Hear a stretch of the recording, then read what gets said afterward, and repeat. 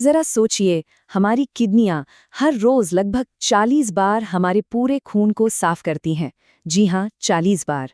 आज हम बात करेंगे शरीर के इन्हीं चुपचाप काम करने वाले हीरोज की, जिन पर हमारा ध्यान तभी जाता है जब कोई बड़ी प्रॉब्लम हो जाती है।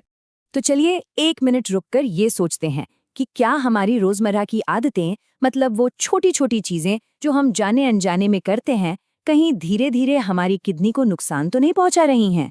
चलिए आज इसी का पता लगाते हैं। और हमारी इस पड़ताल में मदद करेगा ये इन्फोग्राफिक। इसे ना एक गाइड मैप की तरह समझिए, जो बताएगा कि कौन से खतरे हैं और किडनी को हेल्दी रखने के रास्ते क्या हैं। तो चलिए इसकी जरूरी पॉइंट्स को एक एक करके समझते हैं। तो सबसे पहले बात करते हैं उन आदतों की जो शायद गलत है।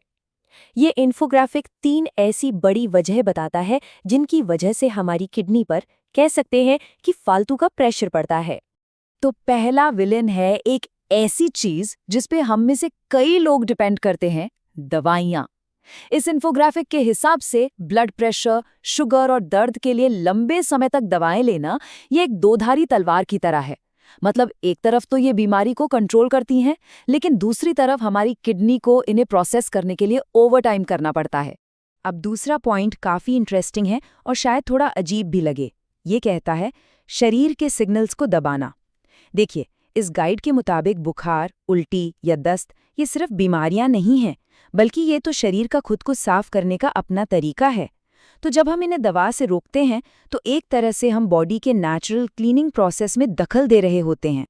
और हाँ, तीसरा बड़ा कारण हमारा खानपान, देर रात को खाना, थोड़ी थोड़ी देर में कुछ न कुछ खाते रहना और जंक फूड, ये सब हमारे सिस्टम पर बहुत ज्यादा लोड डालता है और इसका सीधा असर हमारे डाइजेस्टिव और फिल्टरिंग सिस्टम पर पड़ता है, जिससे हमारी किडनियों पर लगातार प्रेशर बना रहता है। ओके, तो ये तो हो गई प्रॉब्लम्स, लेकिन बात सिर्फ डराने वाली नहीं है।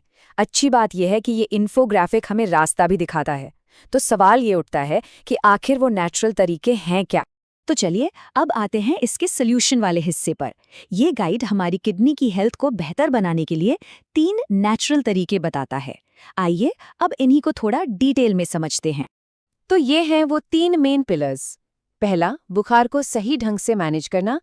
दूसरा, फास्टिंग यानी उपवास को एक हीलिंग टूल की तरह इस्तेमाल करना।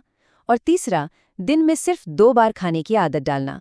चलिए एक एक करके इन तीनों को समझते हैं। तो पहला तरीका जुड़ा है कि हम बुखार से कैसे निपटते हैं। फटाक से गोली लेने के बजाय ये गाइड एक ज्यादा नेचुरल तरीका बताता है। पैरों को गर्म पानी में डुबोना और गर्म पानी पीना। इसके पीछे आइडिया ये है कि शरीर को अंदर से गर्मी देकर उसकी इन्फेक्शन से लड़ने की जो अपनी ताकत है उसको सपोर्ट किया जाए। दूसरा तरीका है उपवास यानी फास्टिंग। ये इन्फोग्राफिक बताता है कि बीमारी के दौरान उपवास एक बहुत पावरफुल दवा की तरह काम कर सकता है। लॉजिक सिंपल है, जब हम अपने डाइजेस्टिव सिस्टम को आराम देते हैं तो शरीर अपनी सारी एनर्जी हीलिंग और रिपेयरिंग पर लगा सकता है। और यहाँ एक स्पेसिफिक सलाह भी दी गई है कि बीमारी के दौरान पके हुए खाने से पूरे 3 दिन तक दूरी बनानी है। मतलब 3 दिन तक पका हुआ खाना नहीं, इसकी जगह सिर्फ और सिर्फ फल खाने पर फोकस करना है। ये एक तरह से सिस्टम को सिंपल रखने का तरीका है ताकि सारी ताकत रिकवरी में लगे। और अब आती है तीसरी और आखिरी स्ट्रैटेजी, दिन में सिर्फ 2 बार खाने का नियम। इसे ऐसे समझिए कि हम अपने डाइजेस्टिव सिस्टम को रोज एक छोटा सा ब्रेक दे रहे हैं ताकि वो ज्यादा अच्छे से काम कर सके और हमारे फिल्टर करने वाले अंगों यानी किडनियों पर बोझ कम हो। और इस बात को और भी क्लियर करने के लिए इन्फोग्राफिक एक फिक्स्ड टाइम टेबल भी देता है। पहला खाना सुबह 9 से 10 के बीच और दूसरा खाना शाम को करीब 5 बजे। मतलब ये खाने के एक डिसिप्लिन्ड रूटीन पर काफी जोर देता है। लेकिन इन सब बातों के बीच एक सबसे जरूरी बात जो इस इन्फोग्राफिक में भी साफ साफ लिखी है, डॉक्टर की सलाह जरूरी है।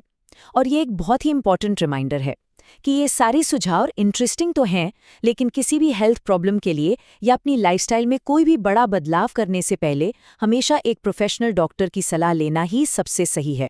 तो आखिर में हम इन सब बातों से क्या समझें? ये हमें एक बड़े सवाल के साथ छोड़ जाता है। क्या हमारी रोज की लाइफ में किए गए ये छोटे छोटे बदलाव लंबे समय में हमारी हेल्थ पर एक बड़ा असर डाल सकते हैं? यकीनन सोचने वाली बात है।